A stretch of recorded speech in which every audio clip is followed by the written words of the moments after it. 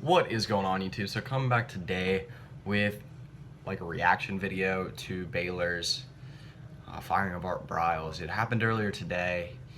If you've been following the whole situation, it's actually a pretty crazy one.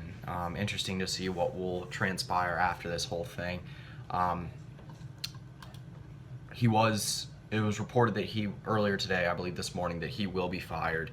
And then also that, what was it, a couple weeks ago, president resigned, or maybe a week ago, Ken Starr. And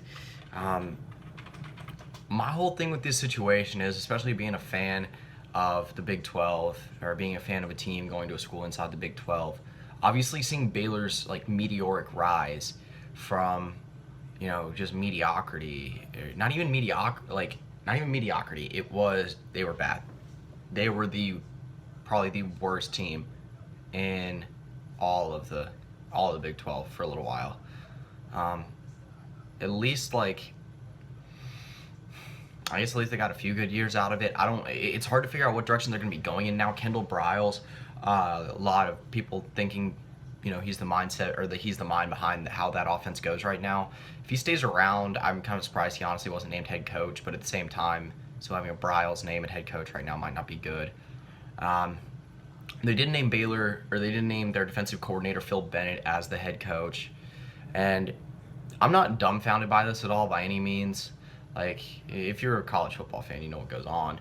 Like, you know, especially at a program that has that big of a rise, like in that short a time, normally there's stuff hidden under the surface that, you know, is a little bit sketchy that's going on. And obviously there was something here. Looking forward, what I see with Baylor football is inability to recruit. They already had a 4-star tight end decommit today, right after Art Briles was gone. I feel like they're going to have a lot of people transfer out. Like I said, Art Briles was the guy who really built up that program. If you follow Baylor football, then you realize the immense success he had there. You know, bringing Baylor to multiple BCS and New Year's Six bowls, and even last year without a quarterback, winning their bowl game against North Carolina. When you're talking, not only does it change the way Baylor football is going to be, it changes the Big 12 landscape now. Kendall Briles, I believe, is suspended. No, that was last. I don't know if he's suspended yet. Right now, he's still on the staff. That's like a to-be-known thing. That's one of the more interesting storylines of this whole debacle for Baylor football, is what will happen to Kendall Briles. It's something that I've been trying to follow pretty closely. If you just look through some of the tweets that some of the players had yesterday in Justice, Sean Oakman tweeted out something pretty weird, like the sword they knight you with, or the sword that they will knight you with later, or something like that, which was kind of interesting because Sean Oakman's one of the biggest, if he's blaming, or if he's saying like Art Briles shouldn't have been fired, he was one of the worst ones that committed a lot of the crimes that were just kind of looked past. If you're unfamiliar with the situation, basically what's transpired is there's been a bunch of, it started mainly with sexual assault cases that were uncovered about a month ago, from dating back all the way to 2009, since Art Briles took over as the head coach of Baylor.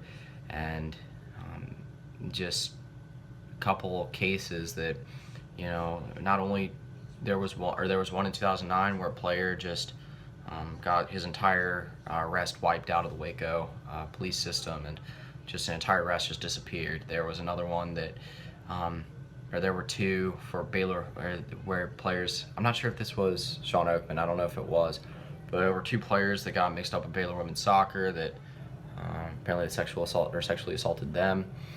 And, you know, I think there's somewhere, I feel like there's somewhere in the ballpark 15 to 20 cases that have just gone unsolved right now, or just are just like still in the air, haven't been uncovered by the media yet, just all over the place.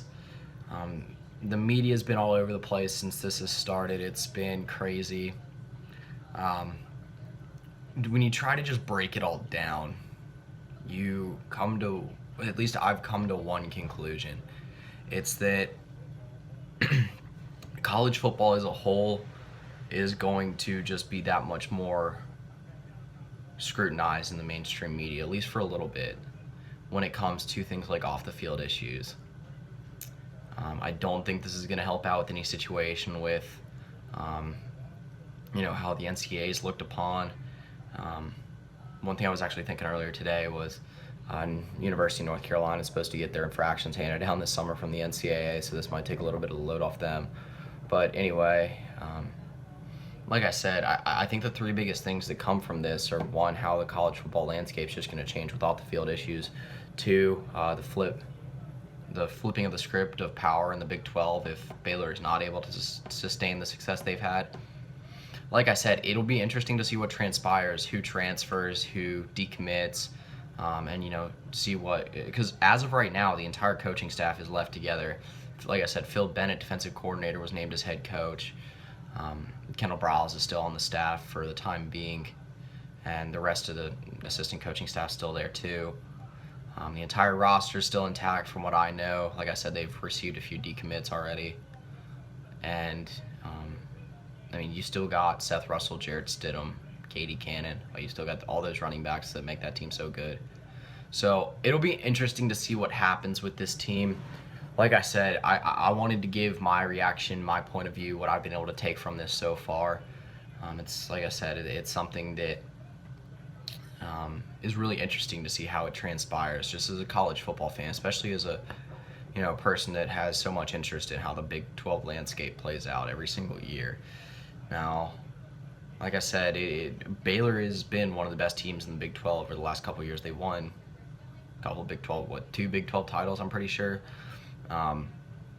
And you figure now that the TCU and Baylor had risen above Texas in the Big 12 a couple years ago even, and the TCU-Baylor rivalry could be taken down a notch for sure.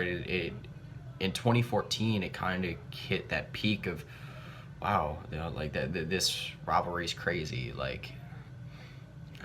TCU-Baylor game in 2015 was supposed to be deciding the Big 12, deciding which team went to the college football playoff. Obviously, it didn't, but it was still an interesting game. And you feel like kind of that Big 12 power flips, or that Big 12 power, at least running the table, flips over to Oklahoma State now. I'm not just trying to say that as an OSU fan, but obviously that leaves TCU at the top with OSU and OU. If you are looking at just how this plays out in the college football landscape, like I said, there's so many transpiring storylines that are just connected to this one big happening that just looking at that as the only effect is, it's a little narrow-minded, but it's obviously one thing that everyone's thinking about. It's why it's such big news, is because Baylor's become such a big football program. But like I said, I love to hear people's comments about pretty much all this. Whenever something goes down like this, see what other people's point of view is, what should have happened, what did happen, and then what they think will happen.